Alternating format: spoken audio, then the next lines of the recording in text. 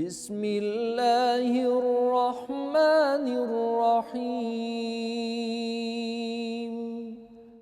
وَإِذْ قَالَ إِبْرَاهِيمُ رَبِّ اجْعَلْ هَذَا الْبَلَدَ آمِنًا وَاجْنُبْنِي وَبَنِيَّ أَن نَّعْبُدَ الْأَصْنَامَ رَبِّ إِنَّهُنَّ أَضْلَلْنَ كَثِيرًا مِّنَ النَّاسِ فَمَن تَبِعَنِي فَإِنَّهُ مِنِّي وَمَنْ عَصَانِي فَإِنَّكَ غَفُورٌ رَّحِيمٌ رَبَّنَا إِنِّي أَسْكَنتُ مِن ذُرِّيَّتِي بِوَادٍ غَيْرِ ذِي زَرْعٍ عِندَ بَيْتِكَ الْمُحَرَّمِ رَبَّنَا لِيُقِيمُوا الصَّلَاةَ فَاجْعَلْ أَفْئِدَةً مِّنَ النَّاسِ تهوي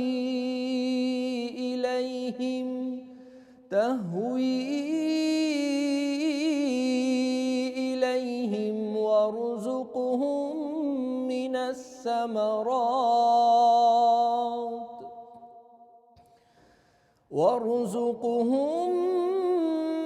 الثمرات لعلهم يشكرون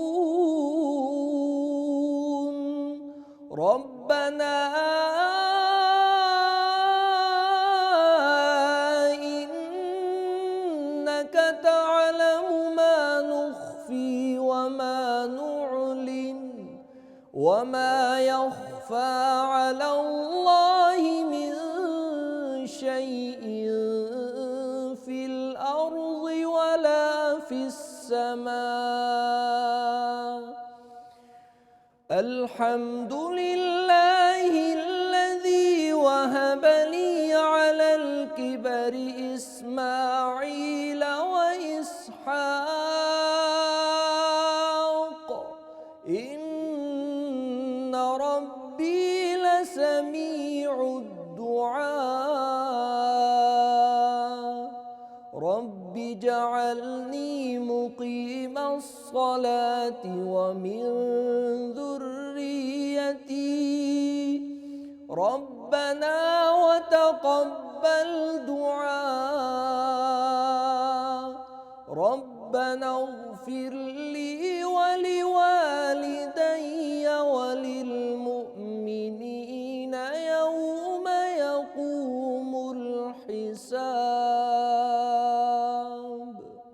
صدق اللہ العظیم۔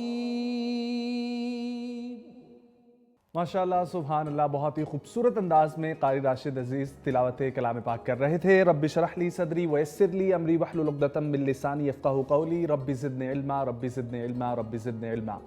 آپ سبھی کو چوتھے روزے میں ماہ کریم کی اس خوبصورت افطار ٹرانسمیشن میں خوش آمدید کہتے ہیں۔ امید کرتا ہوں کہ اب تک جو سلسلہ بنا ہوگا روزہ رکھنے کا وہ بہت ہی خوش اسلوبی سے آپ لوگ اس کو اپنا بھی رہے ہوں گے اور اب تو ڈھل گیا ہوگا ماحول۔ میں ہوں حافظ نجم الثاقب اور میرے ساتھ موجود ہیں عریش محی الدین۔ امید کرتی ہوں کہ آپ سب لوگ خیریت سے ہوں گے۔ رمضان المبارک میں آپ سب کو خوش آمدید۔ آج رمضان المبارک کا چوتھا روز 1443 ہجری 6 اپریل بروز بدھ ہے۔ رمضان المبارک ہم سب کی زندگیوں میں سایہ فگن ہو چکا ہے۔ بے شک نبی کریم صلی اللہ علیہ وآلہ وسلم کا فرمان ہے کہ روزے دار کا سونا عبادت، اس کی خاموشی تسبیح، اس کی دعا قبول ہوتی ہے اور اس کا ہر عمل مقبول ہوتا ہے۔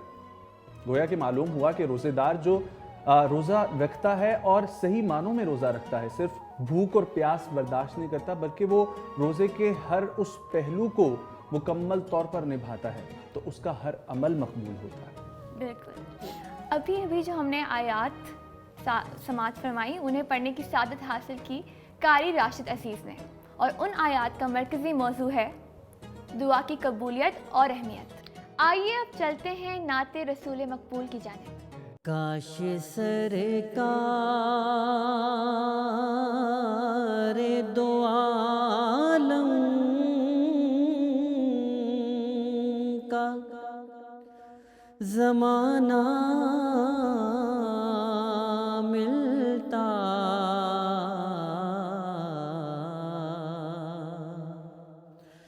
काश सरकार दो आलम का ज़माना मिलता,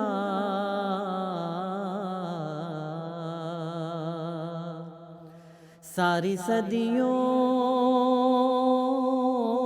पे जो भारी है वो लम्हा मिलता,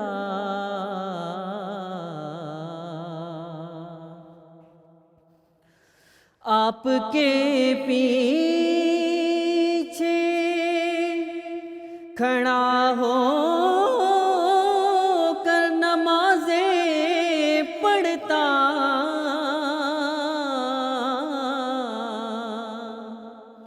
आपके पीछे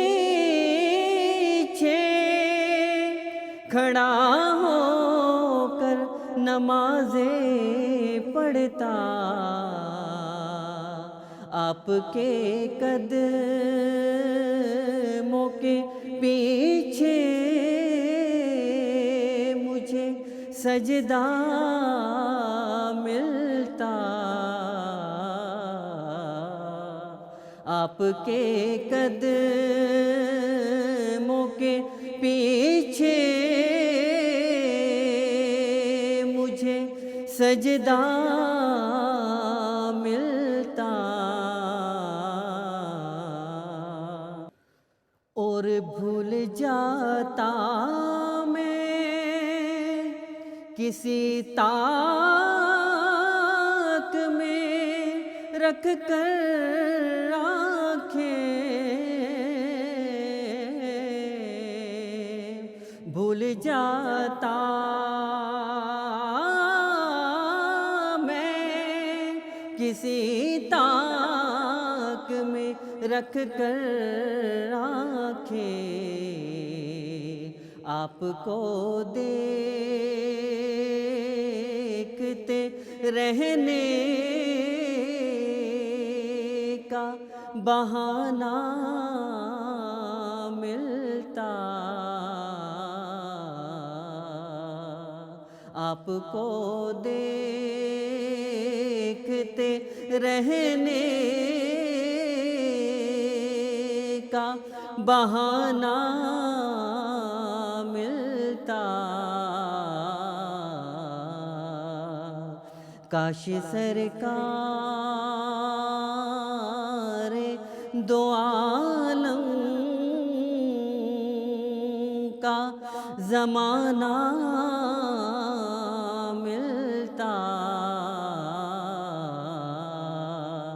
सारी सदियों पे जो भारी है वो लम्हा मिलता। अल्लाह ताला ने फरमाया कि तुम्हारा रब फरमाता है कि मुझसे दुआ करो मैं उसको कबूल करूंगा। तो दुआ एक यकीन है, एक ऐसा यकीन जो नाउमीदी के वसवसों से निकालता है। जब बिल्कुल आगे अंधेरा छा जाए, कोई भी मुश्किल हो, तो दुआ ही उस मुश्किल से निकालने का सबब बनती है। जब अल्लाह से कुछ मांगा जाए तो दिल में ये यकीन होना चाहिए, क्योंकि दुआ का ये पहला असूल है कि यकीन सबसे कामिल होना चाहिए। और जब खुदा से कुछ मांगे तो ये यकीन होना चाहिए कि जो हम मांग रहे हैं वो हमारी नसीब में लिख दिया जा चुका है। और जब आप दोबारा मांगेंगे तो वो यकीन मज़ीद पुख्ता होता जाएगा। और कहा जाता है कि अल्लाह से जितना मांगो उतना कम है, क्योंकि खुदा एक ऐसी ज़ात है, वो बेनियाज है, वो ला शरीक लहू है। वो कहता है कि मुझसे मांगो, मैं खुश होता हूँ। और सबसे बड़ी चीज़, दुआ कबूल होती है हम लोग कहते हैं कि दुआ कबूल कैसे होती है, हमें कैसे पता लगता है, वो हम अपने उलमा हजरात मुफ्ती साहब से पूछेंगे। लेकिन कहा जाता है कि दुआ का मिलना, अगर आप दुआ कर रहे हैं, यही सबसे बड़ी कबूलियत की निशानी है कि उसने आपको ये तौफीक अता की कि आप उससे मांग रहे हैं।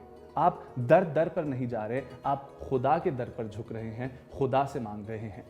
और जब हम लोग देखते हैं अपने अंबिया कराम को, ख़ास तौर पर नबी आखिरुज़्ज़मान हज़रत मोहम्मद मुस्तफ़ा सल्लल्लाहु अलैहि वसल्लम को, तो उनकी मसनून दुआएं भी हमें सिखाई गई हैं। 5 वक्त की हम नमाज़ पढ़ते हैं और उसके बाद भी दुआ करना बहुत ज़रूरी है। हम लोग देखते हैं कि जल्दी से लोग नमाज़ पढ़कर बस निकलने की करते हैं और दुआ नहीं मांगते। तो आज इन तमाम सवालात को हम लेकर अपने उलमा हज़रात की तरफ बढ़ेंगे, उनसे जानेंगे कि दुआ मांगना क्यों ज़रूरी है, हमें कौन सी दुआएं मांगनी चाहिए, दुआ मांगने से क्या होता है। और फिर सबसे खूबसूरत बात देखें ना कि अगर आपने खुदा से एक इल्तिजा करनी है तो उस इल्तिजा का तरीक़ाकार जो है वो सिर्फ़ और सिर्फ दुआ के ज़रिए ही पहुंचाया जा सकता है। हर चीज़ के दरमियान में मीडियम्स होते हैं, ठीक है। हम एक जगह से दूसरी जगह का सफ़र करते हैं तो कोई ना कोई गाड़ी इस्तेमाल करते हैं, कुछ ना कुछ इस्तेमाल करते हैं। तो बंदा जो फ़र्श पर बैठा है और खुदा जो अर्श पर मौजूद है, तो ये फ़र्श से अर्श तक का सफ़र जो है ये दुआ के ज़रिए जाता है। बातें बहुत सारी हैं लेकिन सवाल भी बहुत सारे हैं, तो बढ़ते हैं हमारे खूबसूरत से गुलदस्ते की तरफ जो मुफ्ती साहब पर और मती भाई हमारे मौजूद हैं। तो हमारे साथ मौजूद हैं मुफ्ती एहसानुल हक हज़ारवी साहब। अस्सलाम वालेकुम हज़रत, बहुत शुक्रिया। और उनके साथ तशरीफ़ फरमा है हमारे बहुत ही प्यारे भाई मती और रहमान नफीसी साहब। अस्सलाम वालेकुम। मती भाई, आगाज़ आपसे ही है और शेर से आगाज़। बिस्मिल्लाहिर्रहमानिर्रहीम। फिरदौसे नज़र दस्ते तलबगार तक आ जा, चूँकि दुआ का प्रोग्राम है आज, हमारा सब्जेक्ट चला।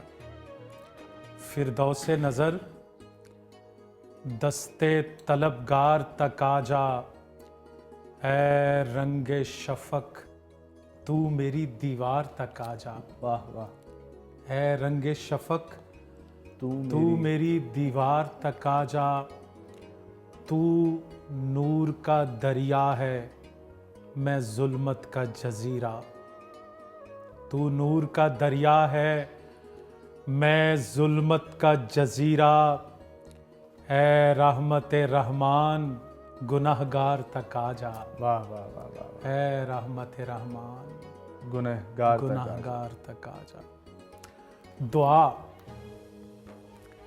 दुनिया में जितने भी मज़ाहिब आए, किसी न किसी सिस्टम में वो दुआ ज़रूर करते रहे। जैसे जूइज़्म है, वो दीवार गिरिया पे हाथ रख के रुकते हैं। बिल्कुल।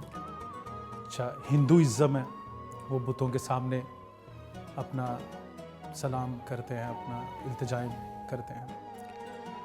और फिर इस्लाम, सबसे हसीन तरीक़ाकार दुआ का इस्लाम को अल्लाह ताला ने दिया। देखिए, एक भिखारी जो होता है उसके मांगने का भी एक ढंग होना चाहिए, बिल्कुल एक सलीका होना चाहिए। इस्लाम ने उसको सिखा दिया कि हाथ फैलाए हुए हों, आंखें झुकाई हुई हों, अल्लाह, दामन फैला हुआ हो। तो इस्लाम इस लिहाज से सबसे डिफरेंट रिलीजन है कि इसने मुख्तलिफ अंदाज में अल्लाह ताला की ज़ात को पुकारने का एक निज़ाम मुतारफ़ करवाया, और सारे अंबिया का यही तरीक़ाकार रहा। और जो आपने बात की कि ये सही आपने फरमाया नजम, कि हम बस आते हैं, नमाज़ पढ़ते हैं और भागने की करते हैं। हमारे नबी तशरीफ़ फरमा थे सहाबा के साथ। एक शख्स आया, उसने नमाज़ पढ़ी और बस कहा या अल्लाह मुझे माफ़ कर दे, मैं बड़ा गुनाहगार हूँ, और चला गया। तो हुज़ूर रहमत आलम सल्लल्लाहु अलैहि वसल्लम ने फरमाया, आपने दुआ नहीं की, आपने नमाज अच्छी नहीं पढ़ी। वो शख्स बैठ गया। थोड़ी देर गुजरी, एक और आदमी आया, उसने आके नमाज शुरू की, और नमाज के बाद उसने सबसे पहले अल्लाह ताला की हम्द व सना की, फिर रसूल अकरम पे दरूद पढ़ा और फिर दुआ की।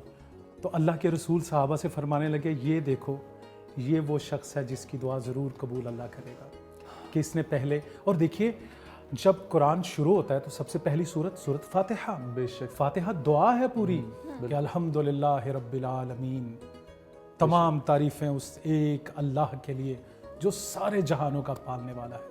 الرحمن الرحیم، رحمان بھی ہے، بے شک، رحیم بے بھی شک۔ ہے، مالک یوم الدین، جزا کے دن کا مالک و مختار ہے، ایاک نعبد و ایاک نستعین، ہم تیری ہی عبادت کرتے ہیں اور تجھ سے ہی مدد مانگتے ہیں۔ اب یہ تعریف ہو گئی، اب آگے انسان التجا پیش کرتا ہے، اہدنا الصراط المستقیم، سیدھے راستے۔ میرے مالک مجھے سیدھے راستے پہ چلا۔ آگے مزید بڑھتا ہے، کن لوگوں کا راستہ؟ صراط الذین انعمت علیہم، ان لوگوں کا راستہ جن پر تو نے انعام کیا، غیر المغضوب علیہم ولا الضالین، ان لوگوں کا نہیں جن پہ تیرا غضب نازل ہوا۔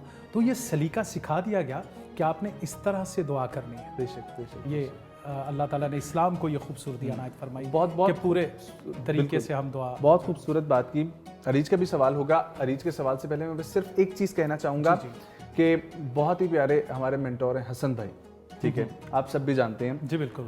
ان سے اس دن بیٹھے ہوئے ایک بات ہوئی، بہت خوبصورت انہوں نے بات کی، تو آپ کی یہ سورہ فاتحہ کے ترجمے میں مفتی صاحب بھی رہنمائی فرمائیں گے۔ ہم لوگ کسی چیز میں خدا کو محدود کیوں کرتے ہیں؟ تمام تعریفوں کا جب ہم ذکر کرتے ہیں، تعریفیں ایک حد تک ہوتی ہیں۔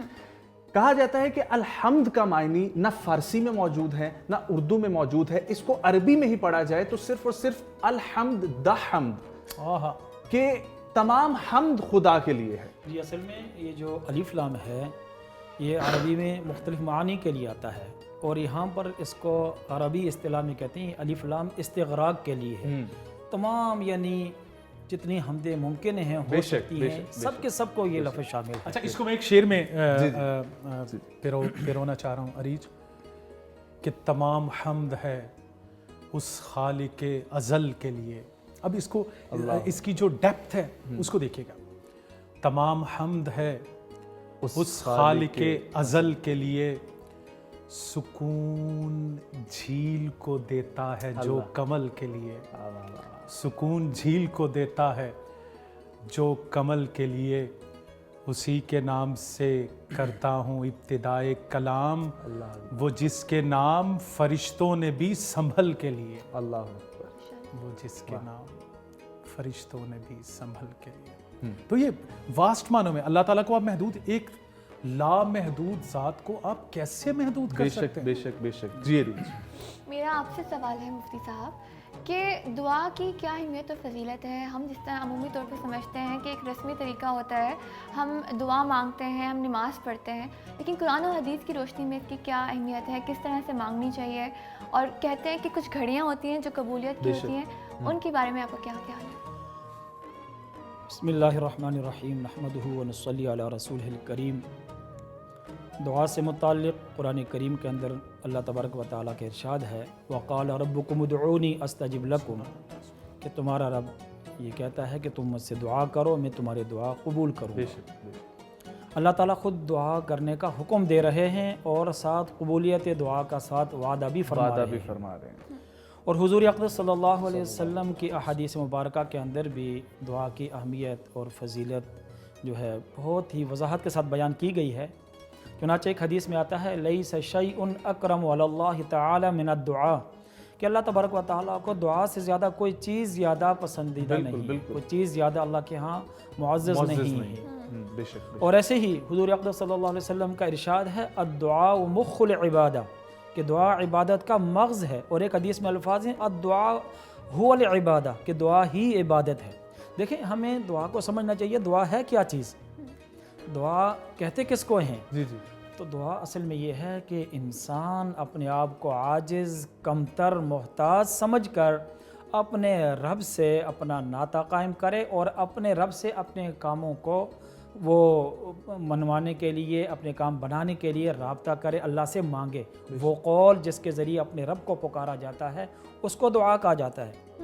یہی وجہ ہے کہ دیکھیں اللہ تبارک و تعالیٰ نے جب بندوں کو عبادت کے لیے پیدا کیا، اور عبادت کے اندر کیا ہوتا ہے کہ انسان اپنے آپ کو کمتر اور عاجز سمجھ رہا ہوتا ہے، تو دعا کے اندر انسان جو ہے اپنے آپ کو بہت زیادہ عاجز، بہت زیادہ محتاج سمجھ کر اللہ سے وہ اپنی مراد مانگ رہا ہوتا ہے۔ اسی لیے حدیث میں کہا کہ اصل عبادت دعا ہی ہے، کہ انسان اپنے آپ کو بالکل عاجز کمتر سمجھتے ہوئے اپنے رب سے اپنا ناطہ بحال کرتا ہے اور رب سے وہ دعا کرتا ہے۔ اللہ تعالیٰ بھی اس پر بہت زیادہ خوش ہوتے ہیں کہ بندہ اس سے مانگتا ہے۔ دنیا میں کسی سے مانگا جائے، ایک دفعہ مانگیں گے، 2 دفعہ مانگیں گے، وہ ناراض ہو جائے گا، ایک 2 دفعہ دے گا، پھر کہے گا جی بھائی بس کرو، جان چھوڑو۔ لیکن اللہ وہ ذات ہے کہ جس سے جتنا مانگا جائے وہ اتنا ہی خوش ہوتا ہے اور اتنا ہی زیادہ دیتا ہے۔ باقی جو دعا ہے وہ ہر حال میں اللہ تعالیٰ قبول فرماتا ہے۔ قبولیت دعا کی مختلف صورتیں ہوتی ہیں۔ کبھی جو انسان مانگتا ہے اس کو وہی مل جاتا ہے، اور کبھی جو انسان مانگتا ہے وہ اس کو نہیں دیا جاتا، بلکہ جو اس کے لیے بہتر ہوتا ہے اللہ اس کو وہ عطا فرما دیتے ہیں، یا کوئی مصیبت اسے ٹال دیتے ہیں۔ اور تیسری صورت قبولیت دعا کی یہ ہوتی ہے کہ اللہ تبارک و تعالیٰ بندے کے اس دعا کو ذخیرہ فرما لیتے ہیں، اور قیامت کے دن اللہ تبارک و تعالیٰ اس دعا پر اس کو بہترین بدلہ نصیب فرماتے ہیں۔ اور حدیث پاک میں آتا ہے کہ جب اللہ تبارک و تعالیٰ قیامت میں بندے کو بہت سی ایسی چیزیں عطا فرمائیں گے، ایسی نیکیاں اس کو ملیں گی، اجر و ثواب ملے گا، تو وہ حیران ہوگا کہ یا اللہ میں نے تو دنیا میں یہ عمل نہیں کیا تھا، یہ مجھے کس چیز کا بدلہ دیا جا رہا ہے؟ تو اس پر اللہ تبارک و تعالیٰ کی طرف سے یہ کہا جائے گا کہ بندے تو نے دنیا میں فلاں چیز مانگی تھی، لیکن تیرے لیے دنیا میں مناسب نہیں تھی، اس لیے تیری اس دعا کو ذخیرہ کر لیا گیا تھا، آج اس کے بدلے میں تجھے یہ نعمت دی جا رہی ہے۔ تو اس وقت بندہ یہ خواہش کرے گا کہ کاش میری دنیا میں کوئی بھی دعا قبول نہ ہوئی ہوتی۔ تو یہ دعا اتنا عظیم عمل ہے، اتنا پیارا عمل ہے کہ کامیابی ہی کامیابی ہے ہر صورت۔ بے شک۔ اور عریج آپ نے جو بات کی کہ مانگنا کیسے چاہیے، مجھے نجم حضرت نوح علیہ السلام کا ایک واقعہ یاد آ گیا۔ واہ واہ، کہ اس انہوں نے واقعے کیسے کی طرف اگر ہم لوگ بڑھیں، آپ کی اجازت سے بریک لیتے ہیں، ٹھیک ہے، تاکہ پھر آپ کا حضرت نوح کا واقعہ اور میرے ذہن میں آ رہا ہے وہ جس طریقے سے مفتی صاحب نے کہا کہ ہم لوگ بہت جلد بازی کرتے ہیں کہ ہماری دعا قبول ہو، لیکن ہم لوگ یہ بھول جاتے ہیں کہ حضرت یعقوب کی دعا کتنے عرصے بعد جا کے قبول ہوئی، اور کیا حضرت نوح نے اپنے بیٹے کے لیے دعا نہیں کی ہوگی، اپنی بیوی کے لیے دعا نہیں کی ہوگی، لیکن یہ کیا عمل ہے خدا بہتر جانتا ہے، ٹھیک ہے، اس کے اوپر ہم لوگ بات کریں گے۔ ہمارے ساتھ رہیے، واپس آئیں گے، یہیں سے آگے بڑھائیں گے اور کچھ کلام بھی سنیں گے، کہیں مت جائیے گا، افطار کا وقت قریب ہے، بنے رہیے ماہ کریم کی اس ٹرانسمیشن کے ساتھ۔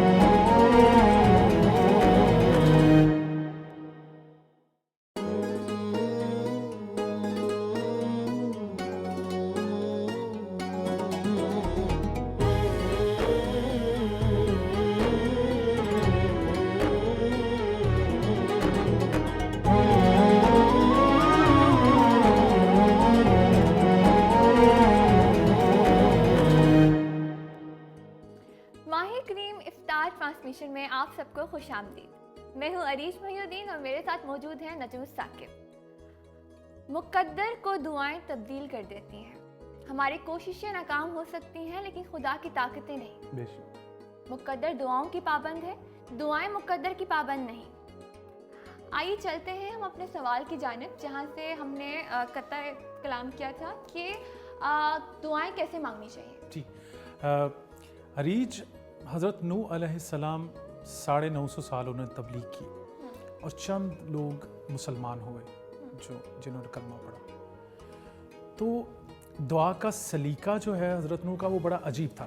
جو قرآن میں دعائی وہ مختصر سی 2 لفظوں کی، ربی لا تذر علی الارض من الکافرین دیارا، کہ یہ مطلب یہ دعا تھی۔ لیکن اب انہوں نے مانگا کس طرح کہ یا اللہ دیکھ میرے ساتھ انہوں نے یہ کیا، یا اللہ دیکھ، میں آپ کی بات کاٹوں گا۔ جی یہ جو آپ نے کہا یہ تو خیر بد دعا ہے، ہاں دعا آگے آ رہی ہے، اسی کے ساتھ آگے۔ تو مطلب یہ کہ مختصر سی دعا تھی، لیکن انہوں نے فرمایا کہ اللہ دیکھ انہوں نے میرے ساتھ کیا کیا، انہوں نے میرے ساتھ یہ کیا، انہوں نے میرے ساتھ یہ کیا۔ یہ کرنے کے بعد پھر آپ نے جو ہے نا وہ ان کے حق میں بد دعا فرمائی، اور اللہ تعالیٰ نے اس کو قبول کیا، اللہ تعالیٰ نے فوراً اس کو قبول کیا۔ یہ تو انبیاء کے واقعات ہیں۔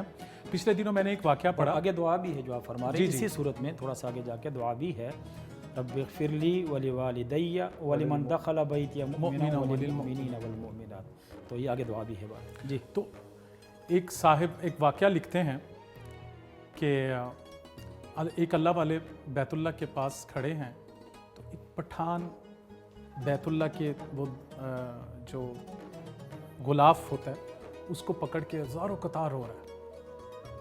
اچھا، وہ صاحب کہنے لگے کہ مجھے بڑا دلچسپ آدمی لگا. میں اس کے پاس چلا گیا. میں نے کہا کیا مانگا؟ اب دیکھیں مانگنے کا ڈھنگ کیا ہوتا ہے, سلیقہ کیا ہوتا ہے مانگنے کا اللہ تعالیٰ سے. تو وہ کہتا ہے خوچا پٹھان تھا, آج تو ہم نے اللہ کے گریبان پہ ہاتھ ڈال دیا. وہ اللہ والے کہتے ہیں میں سٹنڈ ہو گیا کہ اس نے کیسی بات کر دی. وہ اپنے بھول پن میں یہ سمجھا کہ میں نے اللہ تعالیٰ, وہ غلاف کو پکڑا تو میں نے اللہ تعالیٰ کے گریبان میں ہاتھ ڈال دیا. تو اللہ والے فرمانے لگے پھر مانگا کیا؟ اب دیکھیے گا نجم, عریج بات سنیے گا, مانگا کیا؟ تو وہ پٹھان کہنے لگا کہ ہم نے اللہ سے کہا اللہ تمہیں پتہ ہے کہ ہم بڑی دور سے آیا ہے اور صرف اس لیے آیا کہ تو ہمیں معاف کر دے. اگر تو نے مجھے معاف نہیں کیا ہم مدینہ جائے گا اور تیرے محبوب کو تیری شکایت کرے گا.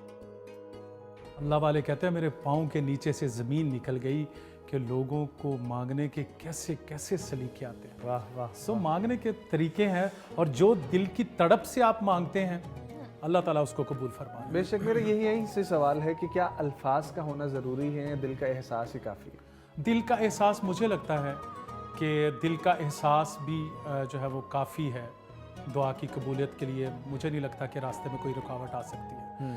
ہم بعض اوقات اس رکت کے عالم میں ہوتے ہیں کہ ہم کچھ نہیں کہہ پاتے. جیسے سیدنا ابو ہریرہ ایک دن آئے رسول اللہ کے پاس روتے ہوئے.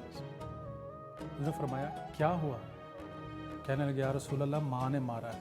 انہوں نے فرمایا گستاخی تو نہیں کی؟ کہنے لگے نہیں یا رسول اللہ. پھر بات کیا ہے؟ کہنے لگے یا رسول اللہ اصل میں بات یہ ہے کہ میری ماں ابھی تک ایمان نہیں لائی, تو میں جب بھی آپ کے پاس سے گھر جاتا ہوں مجھے مارتی ہیں. تو حضور خاموش ہو گئے. اب یہ سلیقہ دیکھیے, حضور خاموش ہو گئے. تو ابو ہریرہ پھر کہنے لگے یا رسول اللہ مانگیے نا اس سے جس نے مجھے ایمان کی روشنی دے دی ہے, وہ میری بوڑھی ماں پہ بھی رحم کر دے. اچھا اب اس واقعے میں ایک اور واقعہ عریج ہوا کہ حضور رحمت نے ہاتھ اٹھا دی دعا کے لیے. اللہم اہدی ابی ہریرہ, ہدایت دے دے اللہ. اب اچھا ادھر حضور کے ہاتھ اٹھے, ادھر ابو ہریرہ دوڑ گئے, دوڑتے جا رہے ہیں. لوگوں نے دیکھا کہ ابو ہریرہ تو کبھی تیز قدموں سے چلا نہیں ہے, تو یہ دوڑ کیوں رہا ہے؟ تو کسی نے دامن پکڑا کہ ابو ہریرہ کیوں دوڑ رہے ہو؟ تو دامن جھٹکا اور جاتے جاتے کہا آج نہ روکو مجھے, آج مجھے جانے دو, گھر جا کے دیکھنا چاہتا ہوں پہلے میں پہنچا ہوں یا مصطفیٰ کی دعا پہنچی. واہ. گھر پہنچے, دروازہ کھٹکھٹایا تو من دقل باب, اندر سے آواز آئی. تو کون ہے دروازے پر؟ تو ابو ہریرہ کہنے لگے ماں تیرے بوڑھے ہاتھوں میں طاقت ہے. تو ابو ہریرہ پھر حاضر ہوا ہے مار کھانے کے لیے. ایک دم دروازہ کھلتا ہے تو ابو ہریرہ کہتے ہیں میری نظر ماں کے چہرے پہ پڑی تو مجھے سمجھ آ گئی کہ تیر نشانے پہ لگ چکا ہے, دعا قبول ہو چکی ہے. تو ماں ایک دم بولی نہیں بیٹا نہیں ابو ہریرہ, تیرے آنے سے کچھ دیر پہلے میرے دل پہ چوٹ لگی اور میں نے سوچا وہ زندگی بھی کیا زندگی ہے جو محمد مصطفیٰ کے قدموں سے دور گزر رہی ہے.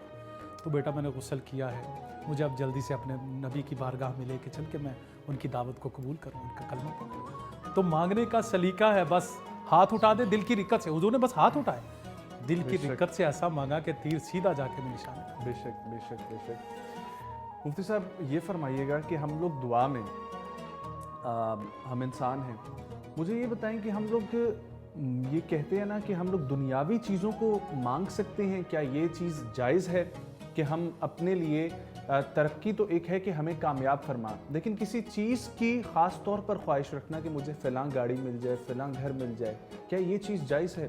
اس بارے میں ذرا فرمائیں. لیکن دعا کے کئی مقامات ہیں. جہاں تک نمازوں کے اندر دعا کا تعلق ہے وہاں تو اللہ تبارک و تعالیٰ سے آخرت کی نعمتیں مانگنا چاہیے, دائمی نعمتیں مانگنا چاہیے جو اصل نعمتیں ہیں اور جہاں کی کامیابی اصل کامیابی ہے.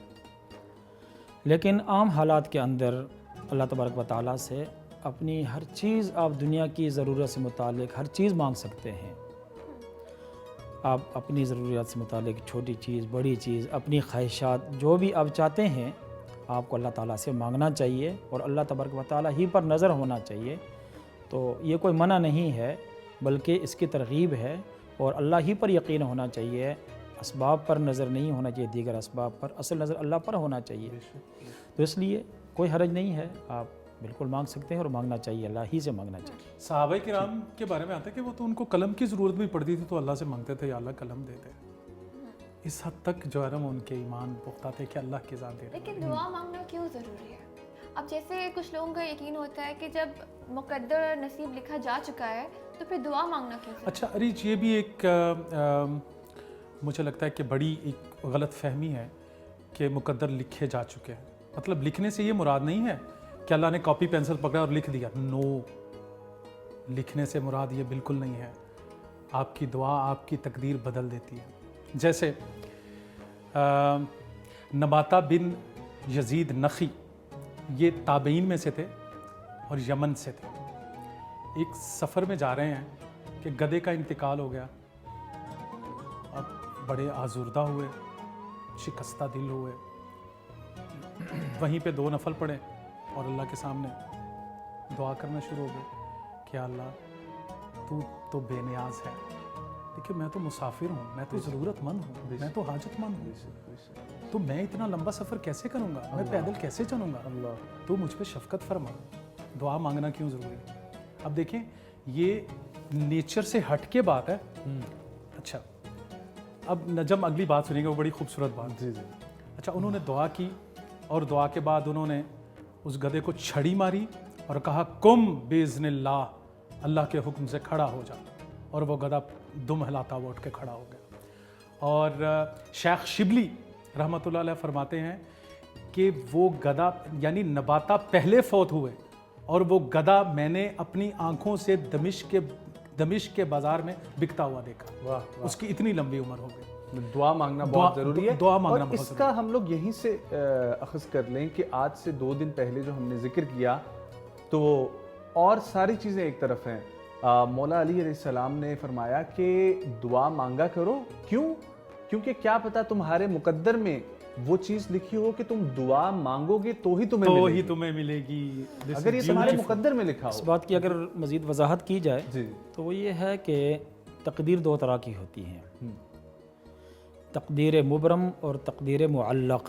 तकदीर मुबरम और तकदीर मुअल्लक़। तकदीर मुबरम क़ती फ़ैसला जो अल्लाह तबारक व तआला का अटल फ़ैसला है, जिसमें कोई तग़य्युर तबद्दुल नहीं होता, तब्दीली नहीं आती। और बाज़ ऐसे उमूर होते हैं कि जिनको अल्लाह तबारक व तआला ने किसी और काम के ऊपर मुअल्लक़ रखा होता है, ठीक है, उसको तकदीर मुअल्लक़ कहा जाता है। मसलन आदमी ये काम करेगा तो उसके साथ ये मामला होगा, अल्लाह से ये मांगेगा तो अल्लाह ताला इसके साथ यूँ कर देंगे।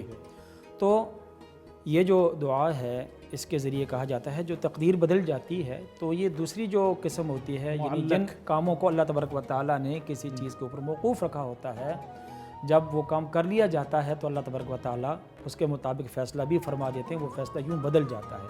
तो इसीलिए कहा जाता है कि दुआ से तकदीर बदल जाती है। तो ये तकदीर का बदलना होता है। बेशक। मती भाई, एक कलाम जिस तरीके का माहौल बना हुआ है, जी बिस्मिल्लाह। वक्त भी इफ्तार का बिल्कुल करीब है, तो आप हम सब को ये कलाम आता है और हम सब ने सुना है, तो मेरे साथ शामिल हो जाइएगा कि दुआ है और दुआ का हमारा मौजू भी चल रहा है, तो इसलिए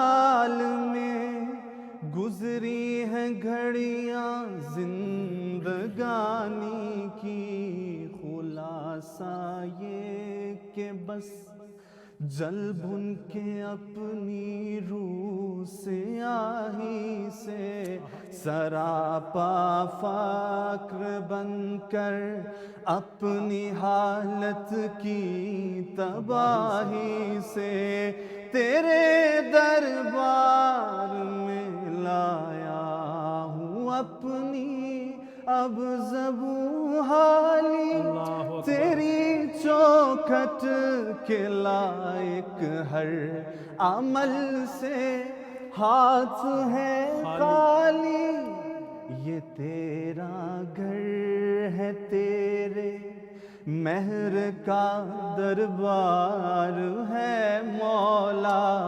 سراپا نور ہے ایک محبت انوار ہے مولا، تیری چوکھٹ کے جو آداب ہیں میں ان سے خالی ہوں، نہیں جس کو سلیقہ مانگنے کا وہ سوالی ہوں، زباں غر کے ندامت دل کی ناقص ترجمانی پر، خدایا رحم میری اس زبان بے زبانی پر، یہ آنکھیں خشک ہیں یا رب انہیں رونا نہیں آتا، یہ آنکھیں خشک ہیں یا رب انہیں رونا نہیں آتا، سلگتے داغ دل میں جن کو دھونا بھی نہیں آتا، الہی تیری چوکھٹ پر بھکاری بن کے آیا ہوں، سراپا فقر ہوں، عجز و ندامت ساتھ لایا ہوں۔ سبحان اللہ، سبحان اللہ، نجم بہت خوبصورت، بہت خوبصورت۔ بہت خوبصورت۔ اللہ ہم سب کو صحیح معنوں میں اس سے مانگنے کی توفیق دے، اس سے مانگنے کا طریقہ دے، اور حرمین شریفین کے اللہ تعالیٰ بار بار ہمیں زیارت بھی نصیب فرمائے، ان چوکٹوں پہ بار بار جانے کی توفیق نصیب فرمائے۔ آمین آمین آمین، حرمین شریفین کی اور مدینہ منورہ کی۔ ہر گھڑی سامنے رحمت کا سما رہتا ہے، ہر گھڑی آنکھ سے ایک اشک رواں رہتا ہے، لوگ کہتے ہیں وہاں جا کے دعائیں کرنا، میں یہ کہتا ہوں وہاں ہوش کہاں رہتا واہ واہ واہ واہ واہ، بہت ہی خوبصورت بات۔ ہوش کہاں رہتا ہے۔ اسی اور چاند تاروں کی بات ہوتی ہے، سامنے جب وہ ذات ہوتی ہے، ایسا لگتا ہے دن نکل آیا جب مدینے میں رات ہوتی ہے۔ واہ واہ واہ واہ، کیا رونق ہے اس جگہ کی، اللہ بار بار جانا نصیب فرمائے۔ آمین۔ بہت شکریہ مفتی صاحب، بہت شکریہ متی بھائی۔ اریج کیا کہنا چاہیں گے آخر میں؟ آج ہم نے یہ سیکھا کہ دعا تب بھی مانگنی چاہیے جب قبولیت کی کوئی وجہ باقی نہ رہے۔ واہ، اس کے علاوہ ایک ہمارے رب کی ہی ذات ہے جو دکھی دلوں کی تمام صدائیں سنتا ہے، ہمیں صرف اس پر کامل یقین ہونا چاہیے ہے، کیونکہ یقین رکھنے والوں کے لیے ہی یقین کے معجزے ہیں۔ جو رب ہمیں بناتا ہے، جس رب نے ہمیں تخلیق کیا، وہ ہماری ضرورتوں سے کیسے ناواقف ہو سکتا ہے؟ تو اللہ پر یقین رکھیں اور دعائیں مانگتے رہیں، دعائیں ہی ہیں جو ہمارے مقدر کو بھی بدل سکتی ہیں۔ بے شک بے شک بے شک۔ اور آخر میں سرف یہ کہنا چاہوں گا کہ اللہ سے اس کا فضل مانگا کریں، کیونکہ وہ چاہتا ہے کہ آپ اس سے مانگیں۔ اسی کے ساتھ ہی ہم آج کی افطار ٹرانسمیشن سے آپ لوگوں سے لیں گے اجازت۔ آپ کو چوتھا روزہ بہت بہت مبارک ہو۔ آپ سب سے ملاقات ہوگی کل، تب تک کے لیے اللہ نے